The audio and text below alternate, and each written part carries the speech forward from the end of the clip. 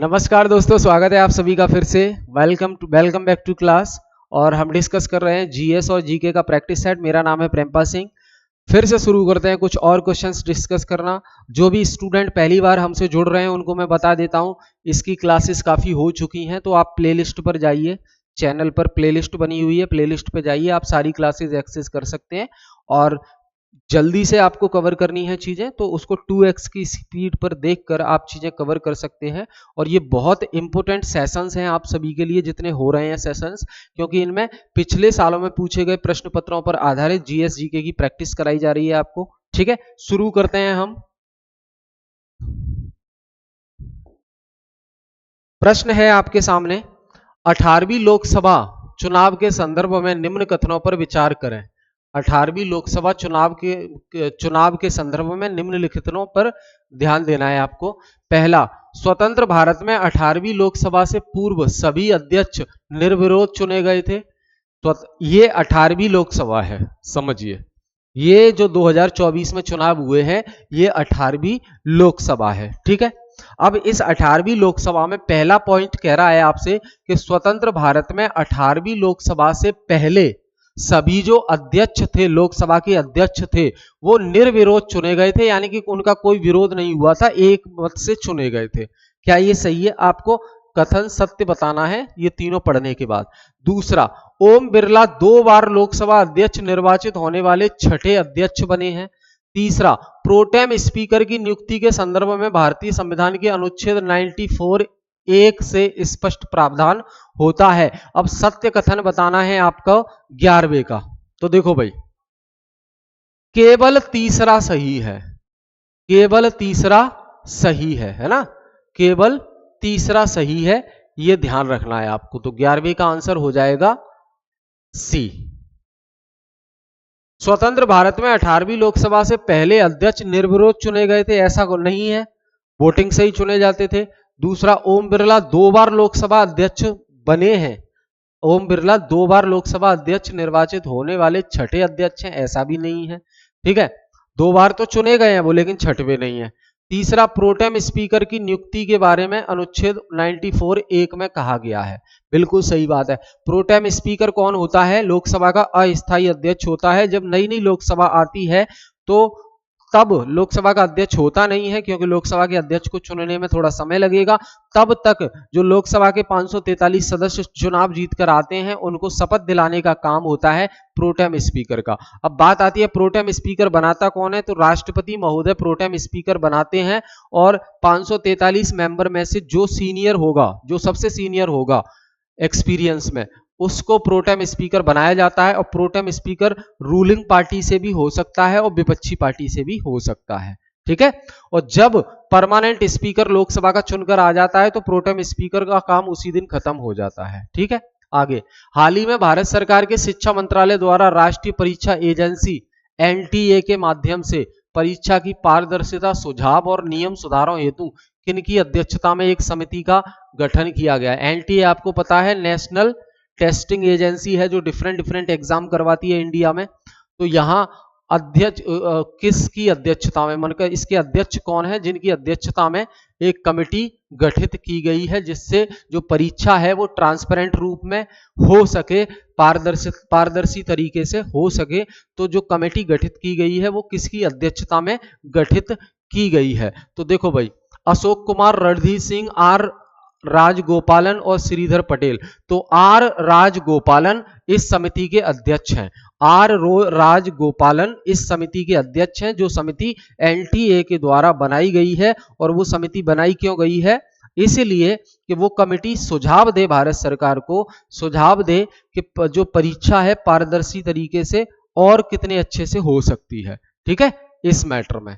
चलो आगे, निम्न कथनों पर विचार करें। मिशन लाइफ अभियान का उद्देश्य पर्यावरण अनुकूल जीवन शैली को सतत और समावेशी रूप से बढ़ावा देना है। और दूसरा, मिशन का उद्देश्य संयुक्त राष्ट्र के सतत विकास लक्ष्यों एसडीजी, सस्टेनेबल डेवलपमेंट गोल्स को लक्षित करते हुए विश्व के विकासशील और गरीब देशों को पर्यावरण अनुकूल जीवन शैली अपनाने हेतु प्रेरित करना है। अब सत्य कथन का चयन करना है आपको। किसका चयन करना है? सत्य कथन का चयन करना है। तो देखो भाई, पहला तो बिल्कुल गलत है, पहला तो बिल्कुल गलत है, दूसरा सही है। मिशन का उद्देश्य क्या है? ये जो मिशन लाइफ चलाया गया है, मिशन लाइफ, इसका उद्देश्य क्या है? संयुक्त राष्ट्र के जो सस्टेनेबल डेवलपमेंट गोल्स हैं, 17 सस्टेनेबल डेवलपमेंट गोल्स हैं, तो उनके लक्ष्य को प्राप्त करते हुए विश्व के विकासशील और गरीब देशों को पर्यावरण अनुकूल जीवन शैली अपनाने हेतु प्रेरित करना। मतलब विश्व के जो देश हैं उनको ये जानकारी देना है कि आप उन चीजों को कीजिए, उन काम को कीजिए, उस तरीके से कीजिए जो पर्यावरण के अनुकूल हो, और आपकी उन एक्टिविटी से, आपकी उन क्रियाओं को पर्यावरण को कोई नुकसान ना हो, आपकी उन क्रियाओं से पर्यावरण को कोई नुकसान ना हो। ठीक है, तो क्या होगा? केवल दूसरा सही है। ठीक है, तो 13वें का आंसर हो जाएगा बी। चलो, हाइड्रोन परियोजना, हाइड्रोन प्रोजेक्ट में हाइड्रोन का पूर्ण विकसित नाम क्या है? ये हाइड्रोन जो परियोजना है, ये सब करंट अफेयर के प्रश्न है। हाइड्रोन जो परियोजना है, इसमें हाइड्रोन का मतलब क्या है? हाइड्रोन जो प्रोजेक्ट है, इसमें हाइड्रोन का फुल फॉर्म क्या है? 14वां प्रश्न बताएं। तो देखो भाई, high throw out optical network demonstration system, ये आंसर है इसका 14वें का। जो हाइड्रोन है, हाइड्रोन प्रोजेक्ट, उसमें हाइड्रोन का पूरा नाम क्या है? High throw output optical network demonstration system. ये फुल फॉर्म याद रखना है, करंट अफेयर का सवाल है, पूछा जाता है आपसे। निम्न कथनों पर विचार करें। 50वें G7 शिखर सम्मेलन अपुलिया, इटली में संपन्न हुआ, और G7 के सदस्य के रूप में भारत भी एक देश है, और G7 का प्रथम शिखर सम्मेलन 1975 में आयोजित किया गया था। सत्य कथन का चयन करना है दोस्त, सत्य कथन का चयन करना है। तो देखो भाई, 50वें G7 शिखर सम्मेलन इटली में संपन्न हुआ, बिल्कुल सही बात है। G7 के सदस्य के रूप में भारत भी एक देश है, गलत बात है, भारत नहीं है। तीसरा, G7 का प्रथम शिखर सम्मेलन 1975 में आयोजित हुआ था, यह भी सही बात है। तो सत्य कथन कौन सा हो गया? पहला और तीसरा, यानी कि आंसर हो गया बी, पहला और तीसरा। ठीक है, तो 15वें का आंसर है बी, करेक्ट करेंगे इसको। 16वां प्रश्न है, चर्चा में रहे थॉरिस ज्वालामुखी का संबंध किस ग्रह से है? हाल ही में जो चर्चा में रहे थॉरिस ज्वालामुखी का संबंध किस ग्रह से है? थॉरिस ज्वालामुखी, मंगल ग्रह, शनि ग्रह, बृहस्पति, पृथ्वी। तो देखो, ये जो थॉरिस ज्वालामुखी है, इसका संबंध है आपका किससे? मंगल ग्रह से। किससे? मंगल, मास, मंगल ग्रह से संबंधित है ये। ठीक है, अब आपसे, आपके लिए सवाल है, आपके लिए सवाल क्या है? पृथ्वी से दूरी के संदर्भ में, पृथ्वी के दूरी से संदर्भ में तीसरा ग्रह कौन सा है? तीसरा ग्रह कौन सा है? कौन सा है? पृथ्वी से दूरी के संदर्भ में, पृथ्वी से दूरी के संदर्भ में तीसरा ग्रह कौन सा है? एक ट्रिक बता देता हूं, my very efficient mother, efficient mother just serve us nuts, ये है। ठीक है, मार्स, वीनस और अर्थ। ठीक है, सूर्य से, सूर्य से जो दूरी के संदर्भ में आपको बताना है, सूर्य से दूरी के कंटेस्ट में, कंटेस्ट में थर्ड प्लेनेट कौन सा है? Third planet. तो ये ट्रिक है उसकी, कमेंट करके बता दीजिए तीसरा प्लेनेट कौन सा है। आंसर तो दे ही दिया मैंने, आपको तो बस टाइप करना है। असत्य कथन का चयन करना है। ठीक है, फाइंड द रॉन्ग, गलत कथन का चयन करना है आपको। कौन सा है गलत कथन, पढ़ लेते हैं। नारंगी सैन्य स्टेशन गुवाहाटी, असम, प्लास्टिक कचरे से सड़क निर्माण करने वाला देश का दूसरा सैन्य स्टेशन बन गया है। देश का दूसरा सैन्य स्टेशन बन गया है, तो ये गलत बात है भाई, है ना। हाल ही में लेफ्टिनेंट जनरल एनएस राजा सुब्रमणि को भारत के अगले थल सेना उप प्रमुख के रूप में नियुक्ति की मंजूरी मिल गई है। बिल्कुल सही बात है। सी, झारखंड के जामताड़ा जिले में कास्ता कोयला ब्लॉक में भूमिगत कोयला गैसीकरण के लिए भारत की पहली पायलट परियोजना की शुरुआत हुई है। बिल्कुल सही बात है। और चौथा, विक्रम मिस्री भारत के 35वें विदेश सचिव बने हैं। बिल्कुल सही है। विक्रम मिस्री के बारे में अभी हमने बात की है ना। विक्रम मिस्री जो अभी तक तो चीन में राजदूत थे, अब वो विदेश सचिव बन गए हैं, भारत के विदेश सचिव बन गए हैं। कौन से नंबर के? 35वें नंबर के। और ये आईएफएस ऑफिसर हैं। क्या है? ये आईएफएस ऑफिसर हैं। क्लियर? चलो, निम्न कथनों पर विचार करें। हाल ही में यूनेस्को द्वारा केरल के कोझिकोड शहर को भारत का पहला सिटी ऑफ लिटरेचर घोषित किया गया है। अब यहां बताना क्या है आपको? आपको सत्य कथन बताना है। क्या बताना है दोस्त? सत्य कथन बताना है। तो 18वां प्रश्न आपके सामने है, जिसमें पहला पॉइंट है आपके सामने, हाल ही में यूनेस्को द्वारा केरल के कोझिकोड शहर को भारत का पहला सिटी ऑफ लिटरेचर घोषित किया गया है। घोषित किया गया है। तो ये बिल्कुल सही बात है। ये बिल्कुल सही बात है ना। दूसरा, हाल ही में केंद्र सरकार द्वारा उत्तराखंड के जोश मठ नगर को नाम बदलकर कैंची धाम रखने के प्रस्ताव को मंजूरी दी है। ये गलत बात है। तो सत्य कथन कौन सा हो जाएगा? ओनली वन, पहला केवल सही है। तो आंसर हो जाएगा ए। ठीक है। अब बात आती है पहला सही है, तो इसमें क्या है? यूनेस्को द्वारा केरल के कोझिकोड शहर को भारत का पहला सिटी ऑफ लिटरेचर बनाया गया है। मतलब साहित्य के संबंध में उसको ये संज्ञा प्रदान की गई है यूनेस्को के द्वारा। यूनेस्को के द्वारा। United Nations Educational Scientific Cultural Organization, United Nations Educational Scientific Cultural Organization, UNESCO. इसका हेडक्वार्टर कहां है यूनेस्को का? पेरिस। इसका हेडक्वार्टर कहां है? पेरिस।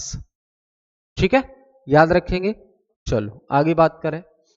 किस देश की सरकार ने अंतरिक्ष मैत्री मिशन के अंतर्गत इसरो की वाणिज्यिक शाखा न्यू स्पेस इंडिया लिमिटेड के साथ $18 मिलियन के समझौते पर हस्ताक्षर किया है?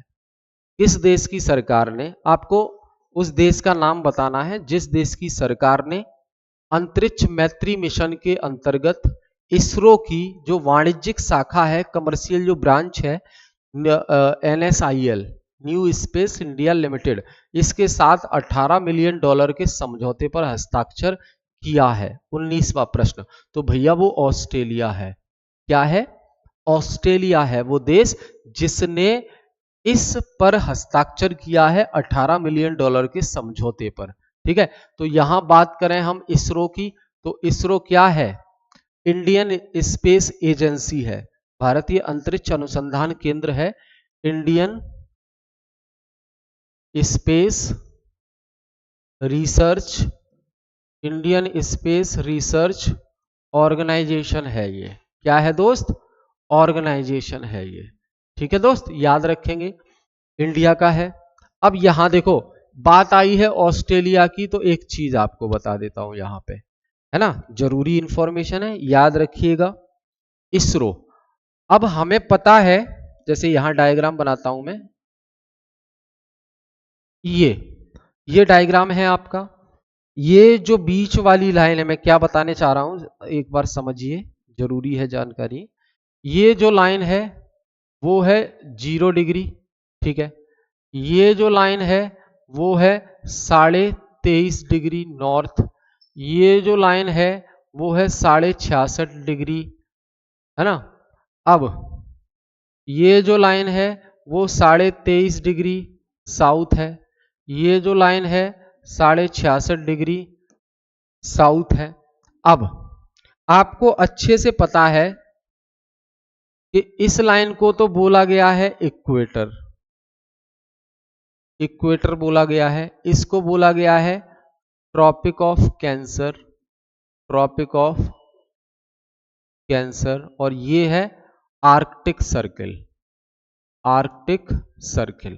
वैसे ही ये लास्ट में है अंटार्कटिक, अंटार्कटिक सर्किल, ठीक है। और ये लाइन है आपकी Tropic of Capricorn, Tropic of Capricorn यानी कि मकर रेखा, और ये लाइन हो गई आपकी अंटार्कटिक। अब ये जो है उत्तरी ध्रुव, इसे बोलेंगे नॉर्थ पोल, और ये यहां पे है, इसे बोलेंगे साउथ पोल यानी कि दक्षिणी ध्रुव। तो जब हम 7 कॉन्टिनेंट की बात करते हैं, जब हम 7 महाद्वीप की बात करते हैं, तो यहां लास्ट में आता है आपका अंटार्कटिका। कौन सा? अंटार्कटिका कॉन्टिनेंट, अंटार्कटिका महाद्वीप। अब अंटार्कटिका में किसी भी देश का आधिपत्य नहीं है, किसी भी देश का कब्जा नहीं है ना। इसके लिए यूनाइटेड नेशंस में ट्रीटी साइन हुई है, तो किसी भी देश का कब्जा नहीं है। अब यहां मैं क्यों बता रहा हूं आपको, ऑस्ट्रेलिया, ऑस्ट्रेलिया लगभग 40% अंटार्कटिका पर अपना वर्चस्व स्थापित करना चाहता है, अपना अधिकार बताता है, अपना कब्जा बताता है लगभग 40% अंटार्कटिका कॉन्टिनेंट पर, ठीक है। बाकी है क्या, यहां पे कोई ह्यूमन सेटलमेंट नहीं है, मानव नहीं रहता यहां पे कोई, यहां पे कोई टाइम जोन नहीं है, समय नहीं है यहां पे वो जीव जंतु रहते हैं जो शीतोष्ण यानी कि शीत ऋतु में भी, ठंडे प्रदेशों में भी उनकी बॉडी अनुकूल रहती है वहां रहने के लिए, जैसे कि पेंगुइन, पेंगुइन रहते हैं, ठीक है। तो अब ये जो अंटार्कटिका है वो किसी का नहीं है, और ये अंटार्कटिका पे जो ट्रीटी साइन हुई है कि किसी का अधिकार नहीं है, वो ट्रीटी 2040 तक है। अब 2040 के बाद उस ट्रीटी को रिन्यू करना, किया जाएगा नहीं किया जाएगा, क्या होगा, तो ये आगे देखा जाएगा। फिलहाल ऑस्ट्रेलिया 40% पर कहता है कि ये हमारा है, हमारा कब्जा है। बाकी यहां पे है क्या, तो डिफरेंट डिफरेंट कंट्रीज के, अलग अलग देशों के यहां पे अनुसंधान केंद्र बने हैं, अनुसंधान केंद्र, रिसर्च सेंटर बने हैं, ठीक है। रिसर्च सेंटर बने हैं, जिसमें से भारत का भी रिसर्च सेंटर है यहां पे मैत्री नाम से, मैत्री नाम से, और दक्षिण गंगोत्री के नाम से, गंगोत्री के नाम से, ठीक है, याद रखेंगे। चलो आगे हम बात करें ग्लोबल लिवेबिलिटी इंडेक्स 2024 के संदर्भ में, ग्लोबल लिवेबिलिटी इंडेक्स 2024 के संदर्भ में निम्न कथनों पर विचार करना है आपको। 20वां प्रश्न है आपके सामने और सत्य कथन बताना है, ठीक है। तो पहला, यह इंडेक्स इकोनॉमिस्ट इंटेलिजेंसी यूनिट द्वारा प्रकाशित किया गया, बिल्कुल सही बात है। दूसरा प्रश्न, दूसरा स्टेटमेंट पढ़ें, लगातार तीसरे वर्ष वियना ने रैंकिंग में शीर्ष स्थान प्राप्त किया है, यह भी सही बात है, ठीक है, चलिए। तीसरा, रिपोर्ट में 10 भारतीय शहरों को शामिल किया गया, गलत बात है। चौथा, दिल्ली और मुंबई 100 में से 60.2 अंकों के साथ 140वें स्थान पर हैं, यह भी गलत बात है। तो हमें सत्य कथन बताना है ग्लोबल लिवेबिलिटी इंडेक्स 2024 के संदर्भ में, ग्लोबल लिवेबिलिटी इंडेक्स 2024 के संदर्भ में हमें सत्य कथन बताना है। तो सत्य क्या है, सत्य है पहला, पहला बिल्कुल सही है कि यह इंडेक्स इकोनॉमिस्ट इंटेलिजेंसी यूनिट,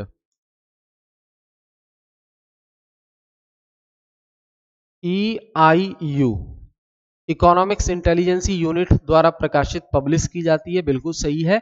और दूसरा भी सही है जिसमें बोला गया है कि लगातार तीसरे साल जो बियाना देश है वो टॉप पर रहा है, लगातार तीसरी साल बियाना जो कंट्री है वो टॉप पर रहा है। तो पहला दूसरा सही है, इसके हिसाब से आंसर हो जाएगा ए, पहला और दूसरा करेक्ट है, क्लियर, पहला और दूसरा करेक्ट है, तो ये आंसर आपका हो जाएगा, ठीक है, क्लियर है ना यहां तक। चलो देखो भाई, आप किसी भी एग्जाम की तैयारी कर रहे हैं, गवर्नमेंट एग्जाम की तैयारी कर रहे हैं, अब देखो हाल ही में एसएससी का एमटीएस वाला रिजल्ट आने वाला है। तो किसी भी गवर्नमेंट एग्जाम की तैयारी कर रहे हैं, एक साल का करंट अफेयर तो आपको अच्छे से पढ़ना है। एक साल का करंट अफेयर आपको पढ़ना ही है, उसमें कोई कंजूसी नहीं कर सकते आप।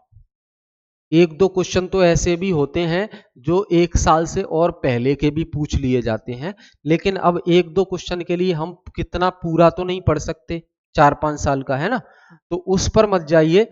एक साल का करंट अफेयर आप अच्छे से पढ़ लेते हैं तो मेजॉरिटी ऑफ द क्वेश्चन आपके कंप्लीट हो जाते हैं। अब इसके लिए अब अलग अलग लोग अलग अलग चीजें बताते हैं, कहते हैं अखबार पढ़ना शुरू कर दो, न्यूज़पेपर पढ़ना शुरू कर दो, तो वो डिपेंड करता है आप पे टाइम कितना है ना, डिपेंड करता है आप पे टाइम कितना है। अगर आदत है आपकी पढ़ने की तो पढ़िए, अच्छी बात है, उससे तो आपके विचार भी डेवलप होंगे, आपकी थॉट प्रोसेस भी डेवलप होगी और साथ ही साथ इंफॉर्मेशन भी मिलेगी आपको, है ना, कि देश दुनिया में चल क्या रहा है। लेकिन एक चीज जो आप बिल्कुल मिस नहीं कर सकते करंट अफेयर के लिए, वो आपको करनी है। एक तो कोई तो एक क्लास देखिए, कोई तो एक क्लास देख लीजिए आप यूट्यूब पर, है ना, जैसे हमारी क्लास होती है संडे को, एक क्लास देख लीजिए। प्लस इसके साथ क्लास सफिशिएंट नहीं है, क्लास में चीजें आप कुछ नोट करते हैं कुछ नोट नहीं करते, है ना, तो मिस हो जाती हैं। तो अब जो क्लास में बताया जा रहा है, डिस्कस किया जा रहा है, वो एक जगह कहाँ मिल जाएगा आपको, कोई भी कोई भी एक कोई भी एक मंथली मैगजीन पढ़ो। अब मैं यहां किसी का नाम नहीं लूंगा, जिसकी भाषा आपको अच्छी लगे, कोई भी एक मंथली जो पत्रिका है, मैगजीन है, मासिक पत्रिका, उसको पढ़िए। अब मार्केट में कई सारी आती हैं, तो कोई भी एक ले लिया करो महीने की, है ना, और उसको पढ़ के खत्म कर दिया करो। तो ऐसा करके लास्ट में जब ये पूरा एक साल हो जाता है, तो जैसे अब दिसंबर शुरू हो गया, तो दिसंबर के एंड में पूरी साल के करंट अफेयर की एक बुकलेट आ जाएगी मार्केट में, जिसे कहते हैं करंट अफेयर वार्षिकी, ईयरली करंट अफेयर कंपाइलेशन। वो बिल्कुल मिस मत करना आप, ठीक है, वो एक किताब अच्छे से पढ़ना ही पढ़ना है आपको, ठीक है भाई। तो ये हमने डिस्कस किया आज के सवाल, आई होप चीजें पसंद आई होंगी, ठीक है, चीजें पसंद आई होंगी। तो हम फिर मिलेंगे नेक्स्ट क्लास में कुछ और क्वेश्चंस के साथ, तब तक बने रहिए हमारे साथ, जुड़े रहिए चैनल के साथ, और कोई भी आपका फीडबैक है क्लास से संबंधित, वो कमेंट बॉक्स में कमेंट करके जरूर बताएं। अगर कोई चीज होगी जिसकी रिक्वायरमेंट है, जो आप चाहते हैं, तो वो भी चीजें क्लास में शामिल की जाएंगी, ठीक है। बहुत बहुत धन्यवाद।